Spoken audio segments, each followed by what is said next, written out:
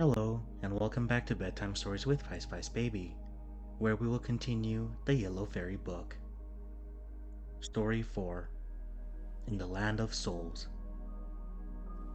Far away in North America, where the Red Indians dwell, there lived a long time ago a beautiful maiden who was lovelier than any other girl in the whole tribe.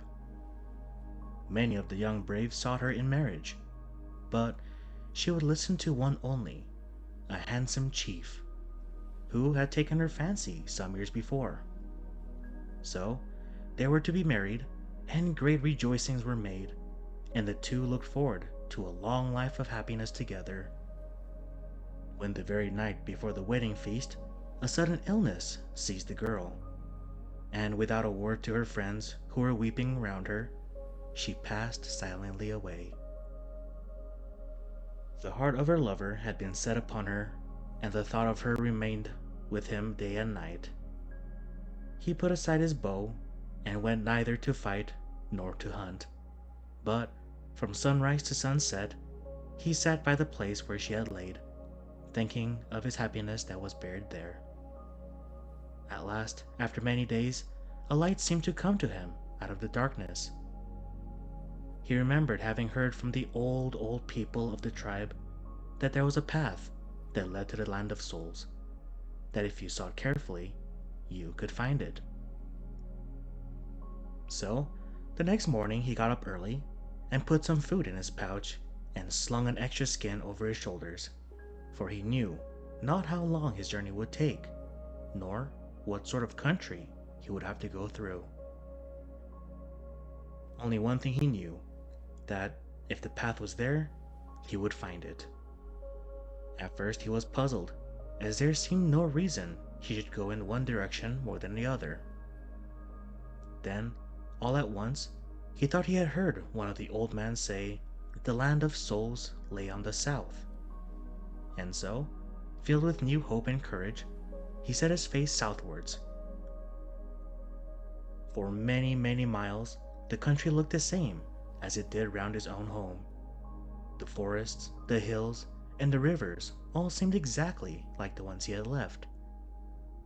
The only thing that was different was the snow, which had lain thick upon the hills and trees when he started, but grew less and less the farther he went south, till it disappeared altogether. Soon the trees put forth their buds and flowers sprang up under his feet, and instead of thick clouds there was blue sky over his head, and everywhere the birds were singing. Then he knew that he was in the right road. He thought that he should soon behold his lost bride made his heart beat for joy, and he sped along lightly and swiftly. Now, this way led through a dark wood, and then over some steep cliffs, and on top of these he found a hut, or wigwam. An old man, clothed in skins and holding a staff in his hand, stood in the doorway, and he said to the young chief, who was beginning to tell his story, "I was waiting for you. Wherefore you have come, I know. It is but a short while since she whom you seek was here. Rest in my hut, as she has also rested, and I will tell you what to ask, and whither you should go."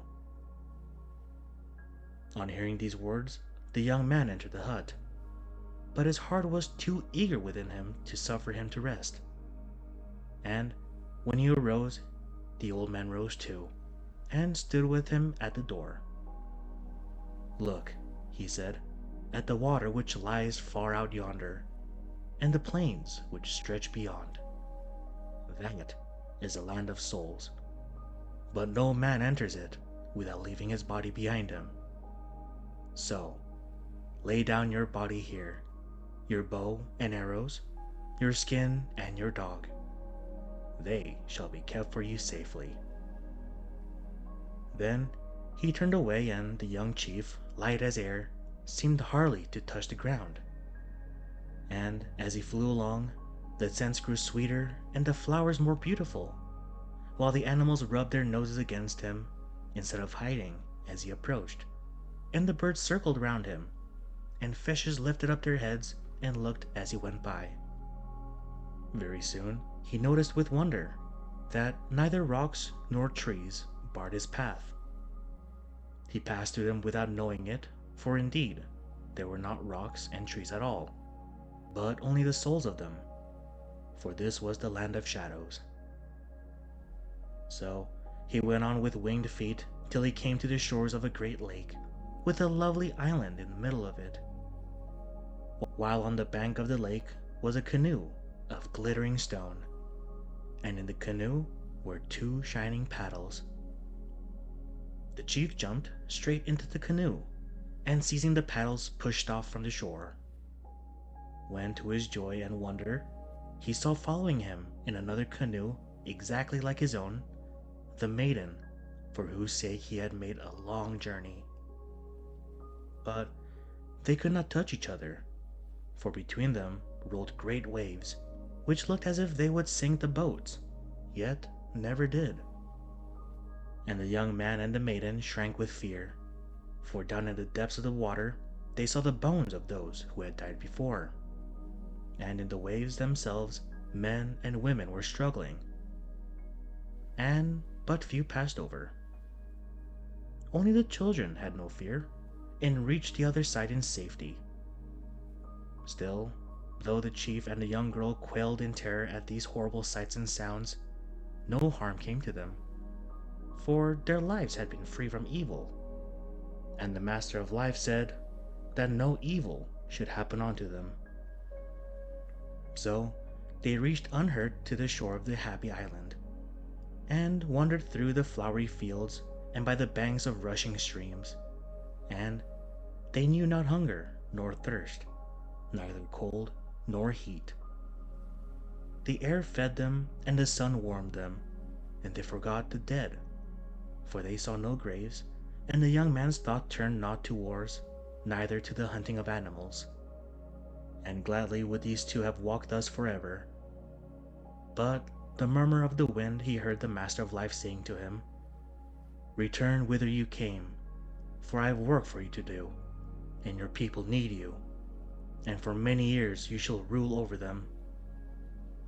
At the gate my messenger awaits you, and you shall take again your body which you left behind, and he will show you what you are to do. Listen to him, and have patience, and in time to come you shall rejoin her whom you must now leave, for she is accepted, and will remain ever young and beautiful, as when I called her hence from the land of snow." Thank you for tuning into this episode of Bedtime Stories with Vice Vice Baby. I hope you all have a good night and sweet dreams.